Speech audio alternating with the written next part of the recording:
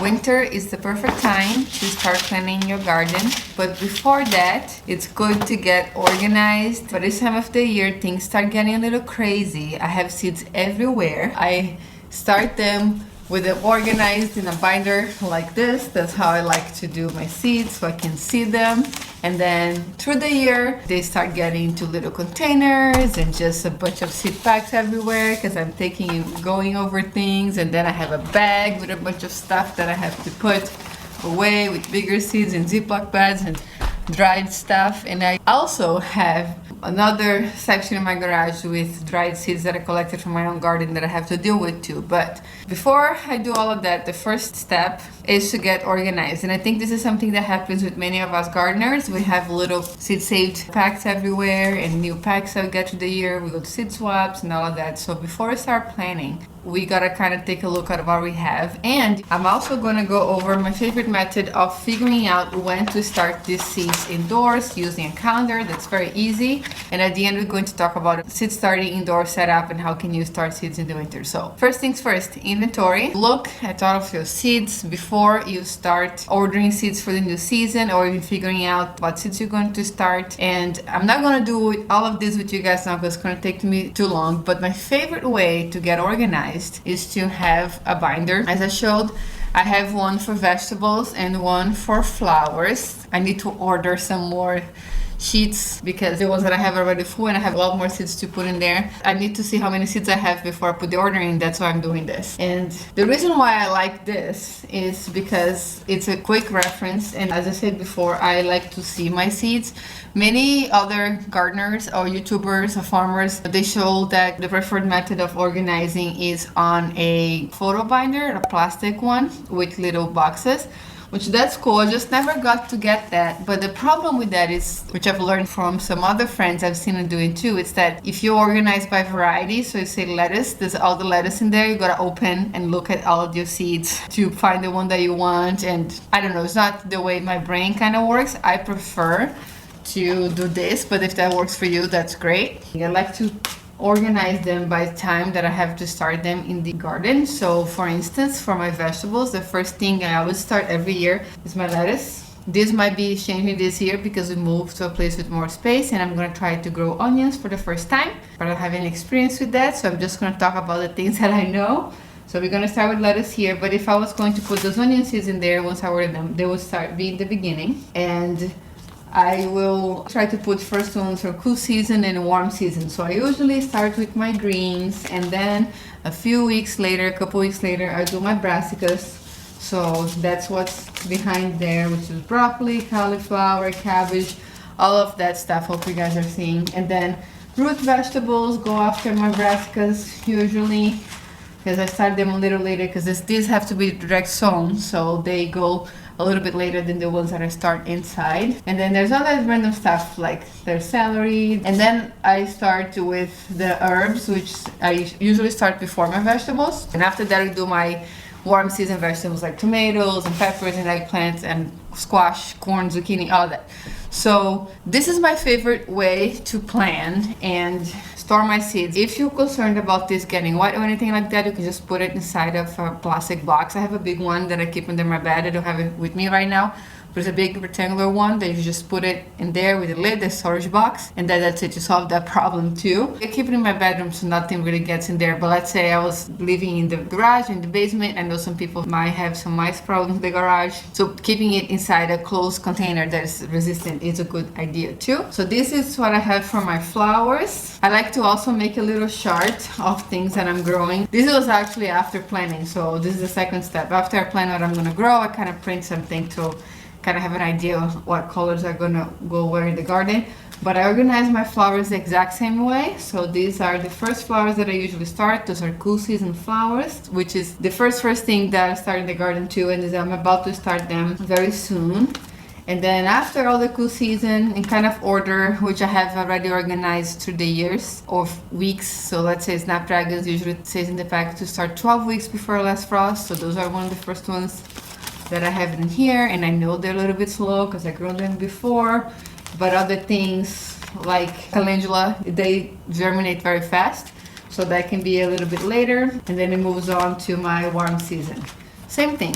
So this is the best way that I find to get organized, because if you open here, I know if I'm looking for good seeds and I'm just kind of like going to open at the beginning of my binder, I have to just move back in there. If I know it's a warm season, I'm going to go all the way to the back. So it's super easy for reference to look back to what you have.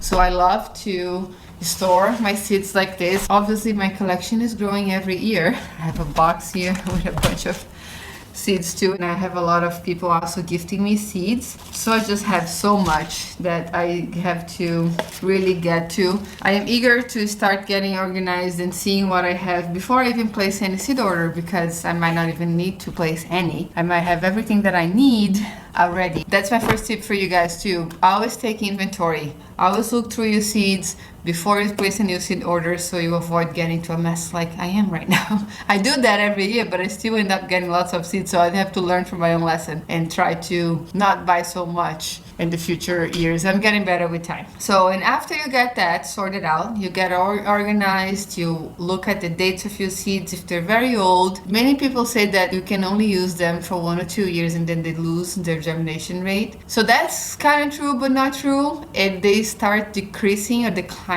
They might take longer to germinate, and not all of them will germinate, so they might have a bit of a decline on the percentage of the rate with time. But I don't throw away my seeds until they're, I don't know, I never really throw them away. I will always give them a chance. If I see that things are old, I'll try to do a germination test. I'll try to germinate them somewhere and see if they will grow. Or let's say I have something that's 5-6 years old and I know that maybe there's 50 seeds in there, maybe only 10 will germinate. I'll just throw them somewhere in the garden. I never throw the seeds away, you know, they will go to the garden somehow. But it's good to take them out of here, so I know that I need to order new ones and etc. So after that step is done, then we get to planning. And this is my favorite way to do it. I have tried using the online platforms. This year I'm going to give another try to Seed Time. I tried last year but just took too long and ended up not using it. I did it by hand anyway.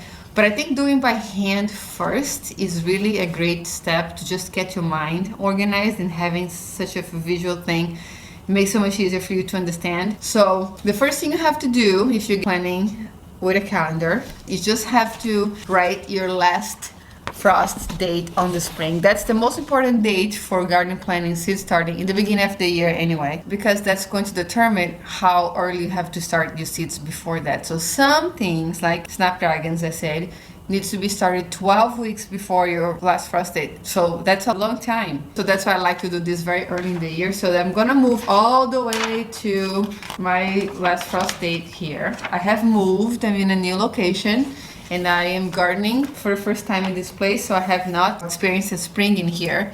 That definitely affects too your experience. When you see those dates online, is a guideline. Use it as a reference, because when you live in a place, there's microclimates and other things that can influence that. And I learned that when I was gardening in New York City. Now I'm in a colder area, so I am going to shoot for a bit of a later frost date than they tell me, just to err on the side of caution. The city, after gardening there for 4 years, I knew that even though the last frost date was April 1st there, it would still be cold for 2 to 3, 4 weeks until then, you know, which is fine for your cool season vegetables and flowers, but not fine for your warm season heat loving stuff. They prefer to be planted later. So those are the things that you learn with time, but it's okay to start with the guideline and learn from trial and error. If you don't know your last or first frost date, you can go to the Farmer's Almanac website and put your zip code in there and it will say. So I'm going to link that in the description box down below so you can find out your zone and also your last and first frost date. For me over there, it said it was April 21st, my last frost date, which is right after Easter. But again, I'm in a new location and it's been a cold winter so far. So I am going to be a little bit more cautious, and then I'm gonna shoot for the end of April. I'm gonna write right here on my calendar, last frost date on April 28th. If you're gardening here in Rockland County, let me know when that usually happens, because you know the internet predictions are not always very accurate. I'd love to know from you. So now that you know that, you're going to count back the weeks. It's always helpful to do 4 weeks before your last frost date. So you're gonna come here, you're gonna count 1, 2, 3, 4, and you're gonna write it over here. I'm gonna try to do it like this. 4 weeks before last frost, okay?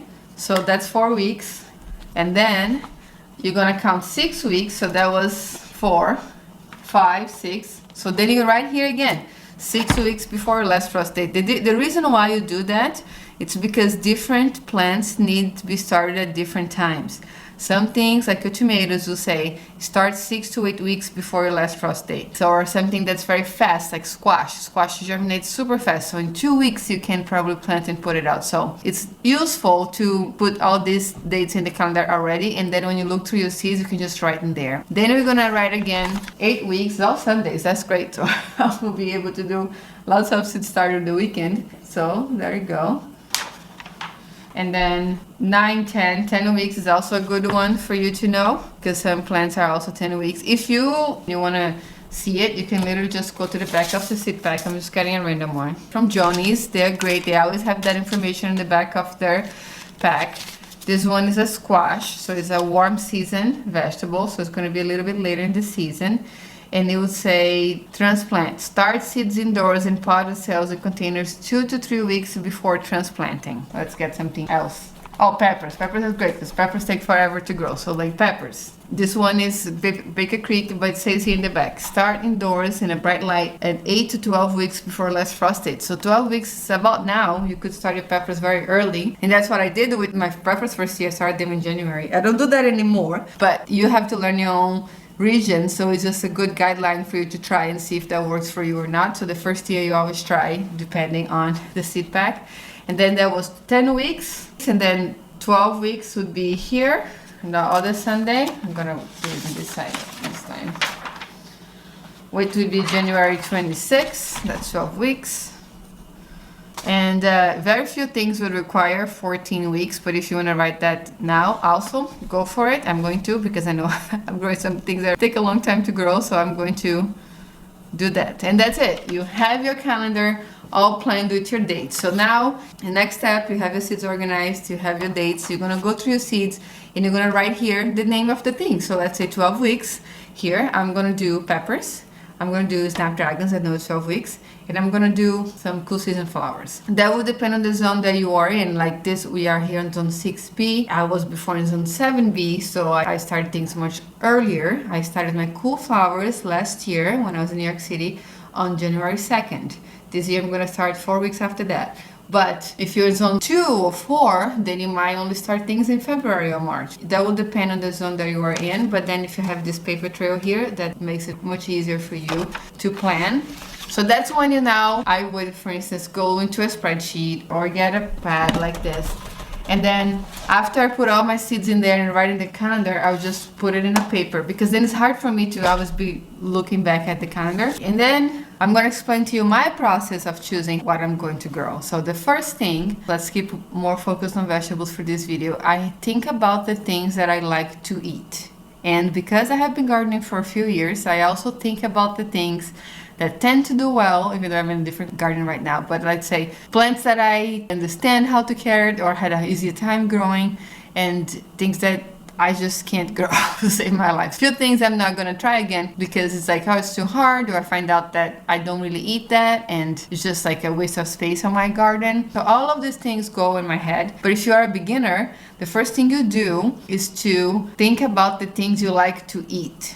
It's the best way to do it. Many times you can feel tempted with going to the seed websites or getting seed catalogs. I'm guilty of that. My first year, I wanted to grow all the pretty vegetables. If you had a pretty photo on the packaging, I wanted to do it. I wanted to grow everything that was unique and I'd never seen before because of the novelty of it, and I wanted to try things. And it was good, but then some things didn't turn out that great, and I had a bunch of stuff that I was harvesting and I was not using it very much, and I feel guilty because I put so much effort into growing it, so I don't want to waste it. So that's a great thing to learn. Like, I learned that I eat a lot of kale. We eat so much kale in this house. We can grow all the kale and we're gonna eat them. I have some friends that grow 5 plants of kale and they have the kale huge over there and they never harvest, so they wish they haven't grown that much. Depends on your personal preferences. On 2022, I grew a ginormous amount of tomatoes. I had, 40 plants, it's crazy. And it produced so much, I could not keep up with it. I kind of got tomato traumatized a bit after that. I had so many, all the different kind of heirloom varieties, all beautiful, colorful ones. But I found out that I couldn't use them as fast as I wish, especially with the big beefsteak heirlooms. I prefer to eat the cherry ones, and then I use a lot more of the aromas and the paste varieties to make sauce. I do use the bigger ones for fresh eating, like sandwiches and salads and making salsas, but you can only eat so much, so that was a big lesson learned. And I don't eat a lot of tomatoes in general. I honestly only eat them in the summer right now when I have them from the garden.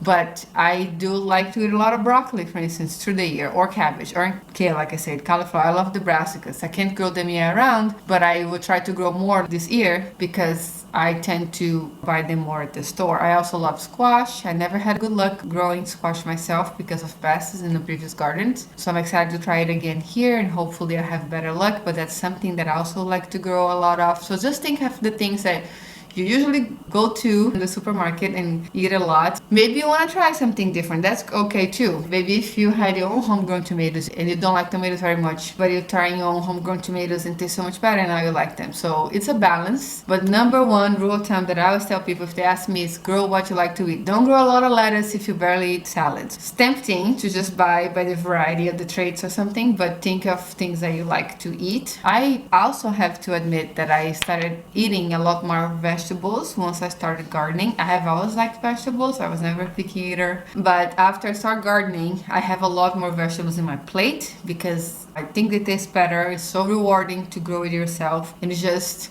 makes you sort of appreciate more. So I am eating more variety of vegetables now that I have the garden, and now that I have more space, I might even be increasing that more. But there's a few things that I could never grow before that I like to eat, but I never had space, like garlic and onions. So I love to grow that this year. So it depends on you, it's your personal preference, but this is a great way for you to start planning. You can think of other things too, about like watering or how much time you have to care for them. If you don't have a lot of time, it's not good to plant a lot of plants that need a lot of maintenance. So moving along, after you figure all this out and you're like, oh, there's some seeds that I bought and needs to be started 12 weeks now in advance. That brings us to our last topic, which is how to start seeds indoors. So you can do a few things. You can do an indoor grow light setup. That's what I have. You can go very simple. I bought a bulb at Home Depot that was a grow light bulb and had 3 different settings, like the seedling stage, the flowering stage, and the fruiting stage, and had a different spectrum color lights there, the blue, the red, and then together to be white. So you could change, it says there, seeds, flower, fruit. So you could just change depending on the stage that you have. So let's say you're only starting a few things, you have a tray, you put by your window, you get a lamp in there with the bulb, and you're done, you set up. Or you can try to do it by a sunny window. I have personally tried to do that and it didn't really work. My seedlings got very leggy, but I have known people that are successful with that. One of my friends said that she puts a foil behind. So you put your tray in here and you put foil behind by the window so it reflects the light and you get more light in your seedlings. That's a great idea too. Or you can do the whole grow rack setup. You can use an existing rack that you have in your house, a metal wire rack, and then buy some shop lights and just put it to one of the shelves, and that you can call it good. You can do 4 trays in there. Or you can do the whole thing. I have the whole thing as a grow light setup because I love growing stuff, and I was actually fortunate to be gifted that in the beginning of my gardening journey. So I have a whole grow light setup. Let's go take a look at it right now so it's easy for you guys to understand.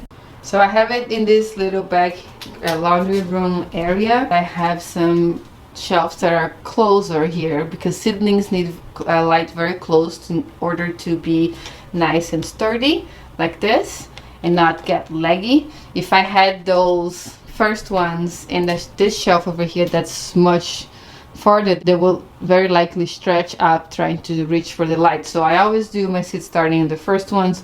Once they get big like this, like these guys are doing great. This is one I separated together with you guys. It's the foxglove, and these are the seeds for seeds I have already started. So I have started seeds too, but this was for an experiment, something different.